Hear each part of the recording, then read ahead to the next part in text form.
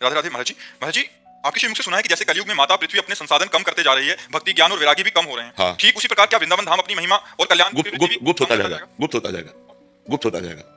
अब आप जब हम आए थे तब का वृंदावन मात्र 25-30 वर्ष पहले का, और अब के वृंदावन में बहुत बड़ा अंतर है। रात्रि में परिक्रमा मार्ग में सोए हैं, किसी का आना जाना नहीं, रज मोरों की कुहुक मचती थी, जिधर देखो मोर नाच रहे हैं। मार डाला सब बंदरों ने, कुत्तों ने सब मार डाला पक्षियों को। हजारों हजारों पक्षी, कोलाहल सुबह जब होता ना, कोलाहल पक्षियों का होता।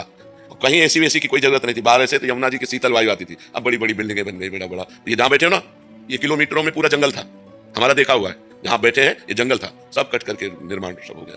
अब जब जमीन बेचनी है तो बड़े बड़े पौधों को सब जेसीबी से उखाड़ उखाड़ करके उसे लेवल कर दिया। अब अपने खरीदने वाले खरीदे और बनवाए, सब पौधे हटा दिए। तो प्रभाव तो वृंदावन का, जैसे हमारे हृदय में वृंदावन के प्रति कितना भाव है उतना ही अनुभव हो पाएगा।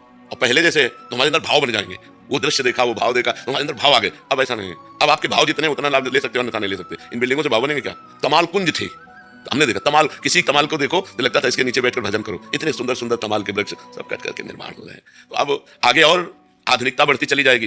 परिक्रमा मार्ग ऐसा था कि गद्दा में परिक्रमा दे रहे हो, पूरी परिक्रमा दे आओ, तुम्हारे पैर में कहीं कंकड़ नहीं चुभेगा, सब रज, यमुना जी की सब बालू रज, खूब लोटो, खूब आनंद। आज परिक्रमा देना मुश्किल है। ऐसे ऐसे कंक्रीट है जो रोड के है ना, वो एक बार परिक्रमा दे तो पैर छिल जाए। दंडवती तो दे ही नहीं सकते उसमें, बिना वो हाँ बिना वो लगाए आप दे ही नहीं सकते। बड़ी समस्याएं आ रही। अब देखो, पहले था कि लोग जगह जगह मीठा जल लिए पिलाते थे, हैंड पैप थे, कुआं थे, जगह जगह बड़े बड़े नांद बने थे जिनमें घूमने वाली गौएं पानी पीती थी। गौओं के लिए लोग चारा डालते थे। यहाँ जब कच्चा मार्ग था, गौएं गौएं वृंदावन में, गौएं ही गौएं। अब 10-20 गौएं कहीं तुम्हें दिखाई दे तो दिखाई दे, नहीं खुला गौएं, आप खुला गौएं घूमती थी, एक से एक सुंदर गौएं।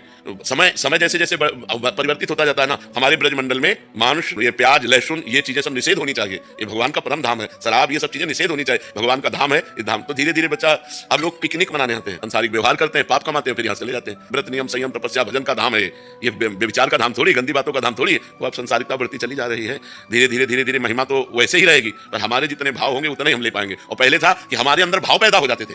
देखो तो वैष्णव की मंडली कीर्तन करे तो भाव नहीं पैदा हो जाए। मोर नाच रहे हैं, कूक रहे हैं, लताएं झूम रही हैं, आसपास लताएं हैं, बीच में संत की कुटिया है, संत के पास जाओ, देखते ही वैराग्य और भक्ति। तो वो जो चीजें हैं वो धीरे धीरे सब बदलती चली जा रही है। अगर हम प्राकृतिक लता के नीचे बैठकर यही सत्संग प्रवचन करते होते, कोई लता मान लो बहुत बड़ा बरगद का पेड़, फिर आप उसके परमाणु देखो, तुम्हें बैठते ही एक परमानंद की अनुभूति हो जाएगी। अभी तो यहाँ मान लो भागवतिक परमाणु तो शांति मिल रही थोड़ा, नहीं तो ये सब दीवालों से, ईंट पत्थर से शांति थोड़ी मिलती है। अभी लताएं, 4-6 लताएं, उनके नीचे बढ़िया लिपा पुता हो गौ के गोबर से, और फिर बैठ करके हम प्रवचन करें, आप सुनो, देखो कैसा लगता है। कितना प्रैक्टिकल है प्रभु आप। मैंने बहुत सुना है यूट्यूब पे, कई प्रोग्राम से, बहुत आवाज में आज तक में कई लोगों से मिला हूँ, लेकिन जिस तरह से आप प्रैक्टिकल बताते हैं, बिल्कुल नहीं, उसका हमने देखा, उसका स्वाद लिया है ना हमने। जैसे हम गंगा किनारे रहे, सैनपुर में, कई जगह ऐसी रहे, तो जब लताओं के नीचे मान लो 100 लोग बैठ गए और बिना माइक के ऐसे ही बोल रहे, उस समय जो वायुमंडल बनता है भागवतिक। देखो पूर्व में जहां भी कथा हुई, बोले भगवान शंकर कथा कह रहे, बट वृक्ष के नीचे पार्वती जी और सब गण सुन रहे, काकभूषण जी कथा कह रहे, अलग अलग जहां भी लता पता वृक्ष समुदाय। अब वो सुख जो अध्यात्म का सुख है। अब जैसे 88,000 ऋषि नैमिषारण्य में कथा सुन रहे हैं और सूत जी कथा सुना रहे हैं, उस समय माइक थोड़ी था।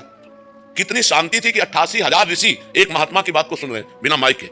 88,000 केवल ऋषि, शौनक जी आदि 88,000। कितना आत्मबल, कितना अध्यात्म बल प्रवक्ता में था कि 88,000 लोगों के कानों में आवाज जा रही है और सब शांत होकर भगवान की चर्चा सुन रहे हैं। तो हमने छक छक करके गंगा जी का जल पिया है, यमुना जी का कमंडल से ऐसे जल पिया है 25-30 वर्ष पहले। यही कमंडल ऐसे गए और कमंडल भरा और यमुना जल पिया, ऐसे पिया है। अब आप आचमन नहीं कर सकते। 30 वर्ष में ये हालत हो गई कि आप आचमन नहीं कर सकते। बहुत दिल्ली का तो हाल और ही बुरा। हाँ, तो अब आप देखते जाओ प्रकृति कैसा परिवर्तन करती चली जा रही है। महाराज जी, असफलता से सदा भय रहता है, तो इसे कैसे निपटें? भगवान का नाम जप करो।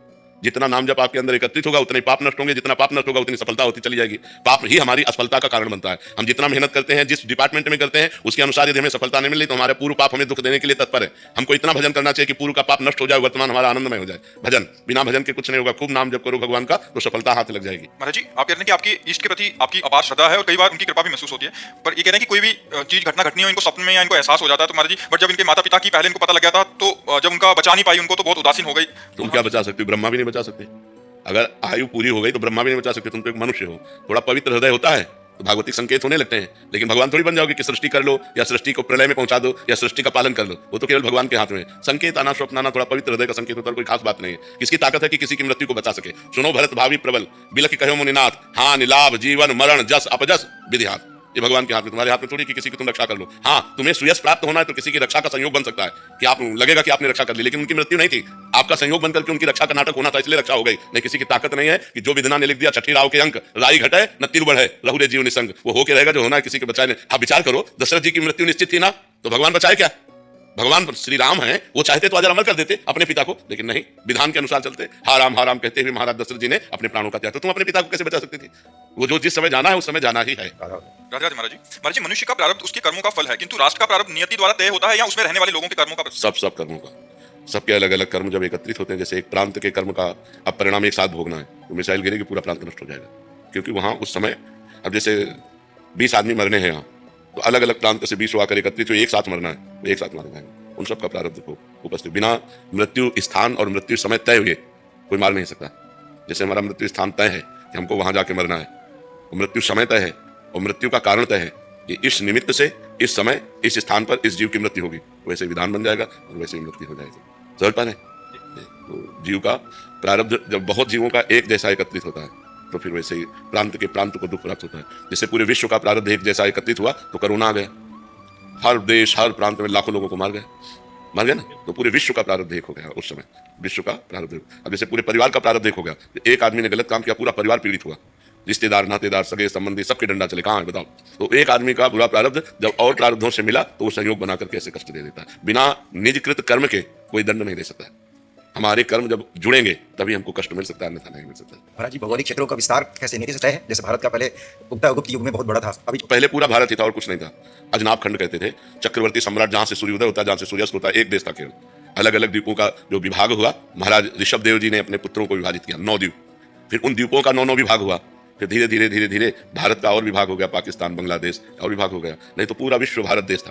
पूरे विश्व का एक ही राष्ट्र का, पूरे विश्व का एक सम्राट होता था। छोटे छोटे राजा अलग अलग प्रांतों के होते थे, वो कर लेकर के राजा को देते। जैसे चक्रवर्ती सम्राट महाराज दशरथ, चक्रवर्ती सम्राट महाराज युधिष्ठिर, सब धनुष की नोक पे सबको झुका करके जो विश्व में आगे बढ़े उसे सम्राट कहते हैं। तो वो सम्राट बादशाह होता था और बहुत से राजा उसकी सेवा में उपस्थित होते थे। तो पूरे विश्व का एक ही भारत, पूरा विश्व है।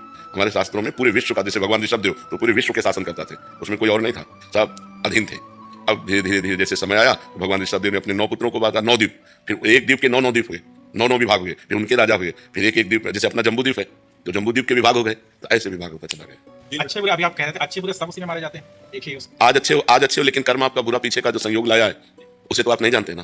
तो अभी जैसे अच्छा कर्म आप कर रहे हैं तो ये अभी नई खेती है, ये आपको आगे फसल देगी, लेकिन आपने जो पूर्व में किया है उसको तो भोगना पड़ेगा ना। एक आदमी बहुत अच्छा कर्म करता है, लेकिन कदम कदम पे विपत्ति, कदम कदम पे असफलता, कदम कदम पे अपमान उसको मिलता है। बहुत अच्छा आदमी है, लेकिन उसका पूर्व का जो कर्म है वो बहुत बुरा है, उसे भोगना पड़ेगा। अच्छा कर्म आज का है, लेकिन बुरा कर्म पूर्व का है, उसे भोगना पड़ेगा। अवश्य में भोक्तव्यम कृतम कर्म शुभाशुभम। इसीलिए तो मनुष्य जन्म इसलिए मिला है कि हम पूरे हिसाब को बराबर कर दें, भजन के द्वारा, तपस्या के द्वारा अपने पापों को नष्ट कर दें, आगामी ऐसे कर्म करें कि हमें दुख न मिले, हम भगवान को प्राप्त हो जाए, हम उत्तम लोगों को प्राप्त हो। पर इन विषयों पर विचार कौन कर रहा है इस समय? तो वर्तमान में धन चाहिए, भोग चाहिए, मनोरंजन चाहिए, चाहे जैसे हो, पाप कर्म से हो या पुण्य कर्म से, इससे कोई मतलब नहीं रह गया। आज के समाज को केवल धन चाहिए, नशा चाहिए, भोग चाहिए, मनमानी आचरण चाहिए। कौन सोचता है कि आगे क्या होगा, आगे क्या होगा, कौन सोचता है? तो ये सब भोग भोगना पड़ता है जी को। जी, ईश्वर प्राप्ति का सबसे सरल साधन कौन सा है और मार्ग कौन सा है? नाम जप, जिसका भी प्रश्न हो, नाम जप। हरेर नामैव केवलम कलौ नास्तेव गतिरन्यथा। कलयुग में कोई और गति नहीं, केवल हरिनाम हरिनाम हरिनाम। अगर हम पापाचरण छोड़कर भगवान का नाम जप करें तो बहुत जल्दी आनंद की अनुभूति हो जाए, हम इस भव समुद्र से पार हो जाए। कलयुग केवल नाम आधारा, सुमिर नर उतर ही पारा। जो भगवान का नाम जप का नियम ले लिया वो ज्ञानी हो जाएगा, वो भक्त हो जाएगा, वो निष्पाप हो जाएगा, वो भगवान को प्राप्त कर लेगा। नाम सर्वोपरि है। नाम सहज सरल, 1 रुपया नहीं लगता। पवित्रता का इसमें कोई विधान नहीं। आप जूता पहने हो, चप्पल पहने हो, जैसे भी हो, भगवान का नाम जप हर समय कर सकते हो और नाम जप से निश्चित भगवत प्राप्ति है, निश्चित, इसमें कोई संशय नहीं। समझ रहे ना? गुरुजी, मैंने 5 जनवरी की एकांतिक वार्तालाप में शपथ ली थी कि मैं अब शराब का सेवन नहीं करूंगा और आपकी कृपा से मेरे मन नशे से बिल्कुल हट गया है। मैं राधा नाम का जाप और राधा श्रीवंश का नाम कर रहा हूं। महाराज जी, मेरा परिवार भी बहुत सुख शांति में आपकी कृपा से। गुरुजी, आपने बताया था कि गजेंद्र मोक्ष का पाठ करने से आध्यात्मिक और अपने लक्ष्य की प्राप्ति हो सकती है। महाराज जी, गजेंद्र मोक्ष का पाठ करने के नियम और विधि क्या है? पवित्र होकर के स्नान करके भगवान का स्मरण करते हुए पाठ करो, उसमें कोई खास नियम की बात नहीं है। अगर हमारी कामनाओं की भी पूर्ति की चाहो तो उसमें पूर्ति हो जाती है। हाँ बिल्कुल, आप उसका पाठ कीजिएगा और नाम जब तो कर ही रहे, काउंटर हाथ में लिए, सब मंगल हो जाएगा, सर्वमंगल। महाराज जी, माँ का प्रेम और भक्त के प्रेम में क्या अंतर है? माँ का प्रेम स्वार्थ के वशीभूत होता है, मेरा बेटा, और भक्त का प्रेम विश्व को वैसे प्यार करेगा जैसे माँ अपने बेटे से करती है। जो उदार चरिता नाम वसुधैव कुटुंबकम, जो भक्त होता है उदार हृदय का होता है, वो सर्वे भवन्तु सुखिनः सर्वे सन्तु निरामया सर्वे भद्राणि पश्यन्तु माँ कश्चित् दुर्भाग् भवेत्। जैसे माँ केवल अपने बेटे को चाहती है मेरा बेटा स्वस्थ रहे, मेरा बेटा छका रहे, मेरे बेटे को खूब भोग सुख मिले, और संत चाहते हैं पूरा संसार सुखी रहे, पूरा संसार दुख रहित रहे, पूरा संसार शांत रहे, पूरा संसार आनंद रहे। तो माँ अपने बच्चे से मोह करती है और संत पूरे जगत से प्रेम करता है। संत और माँ की जोड़ हो ही नहीं सकती, क्योंकि माँ केवल अपने बच्चे से प्रेम करती है और संत सबके बच्चों से प्रेम करते हैं, सबसे प्रेम करते हैं, चराचर जगत से प्रेम करते हैं, सबको भगवान का स्वरूप मानते हैं। पर महाराज जी, माँ अपने बच्चे के लिए जान भी देने को तैयार है। मोह में कौन सी जीव नहीं कर देता? मोह में क्या नहीं हो जाता? जब मोह हो जाता है दो लड़का लड़की से, तो दोनों जहर खा के मर जाते हैं। कोई बलिदान हुआ क्या? दूसरे के बच्चे बचाने के लिए अगर बलिदान देती तो हम उसको मानते हैं। दूसरे का बच्चा प्राण जा रहा था, उसने अपने प्राण दे दिए तो हम उसे नमस्कार करते हैं, उसे प्रणाम करते हैं। अपने बच्चे के लिए तो जीव जंतु भी मरने के लिए तैयार है। एक सांप जा रहा था कुतिया के बच्चे के लिए, कुतिया ने जाकर के ऐसे, तो सांप ने उसे काट लिया, वो तड़प करके मर गई, लेकिन अपनी जिंदा होने में अपने बच्चों को